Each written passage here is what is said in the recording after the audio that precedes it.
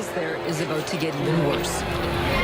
The International Monetary Fund projects the country's inflation rate will rise to an incomprehensible 1,000,000% by the end of the year. 80% of the city and some nearby areas without electricity. Citizens and businesses are struggling with a shortage, while hospitals are being forced to postpone or cancel operations. There's at least a 30 to 40% shortage in the availability of food because it's not being produced, nor is it getting imported. At least 10 people were killed in violent clashes between protesters and police yesterday. Everything is expensive. What one earns in 3 or 4 days of work is what it costs to buy 1 kilogram of rice.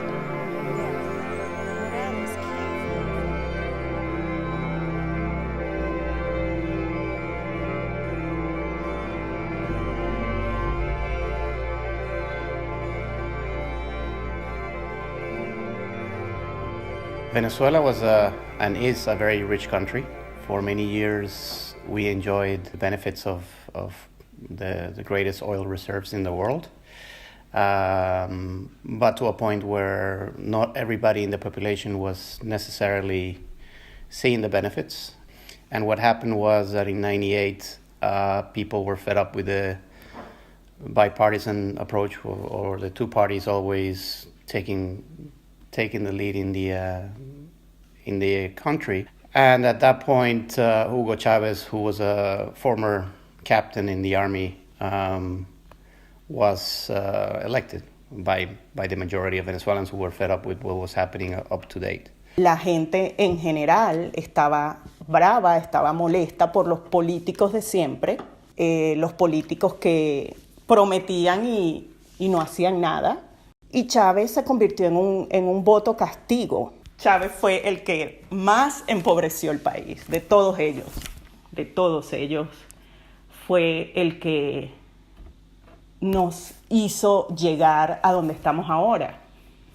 So he came with with the typical populist approach of I'm going to fix it, I'm going to do this, do that, and 20 years later, the disaster that he left and that the current president continued with all their economic policies, a lot of social separation caused by many different initiatives that completely separated the people in Venezuela depending on what they thought was the right president, whether you were a Chavista or whether you were with the opposition.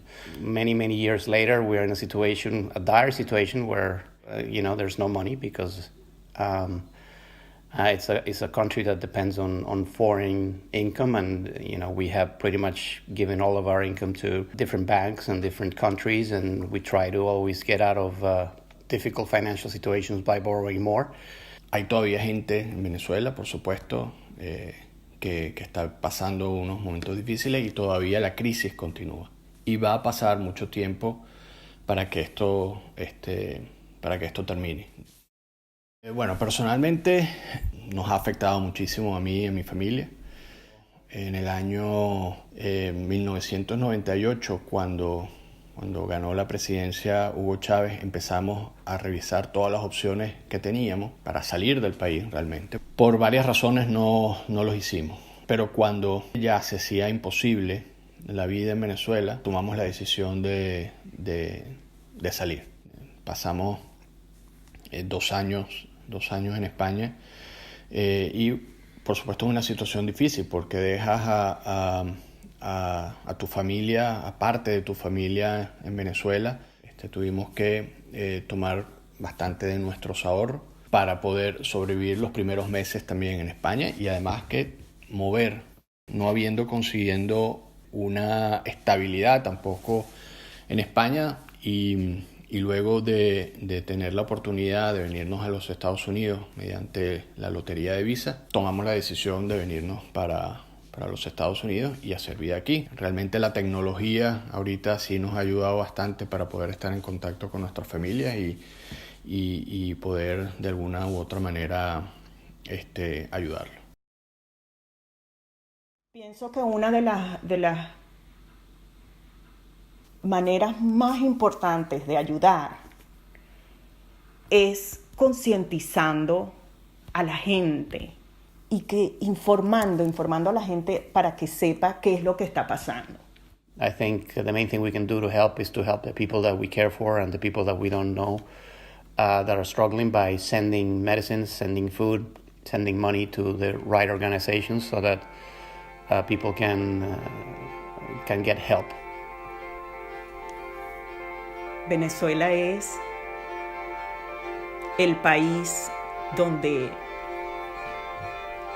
yo quiero estar.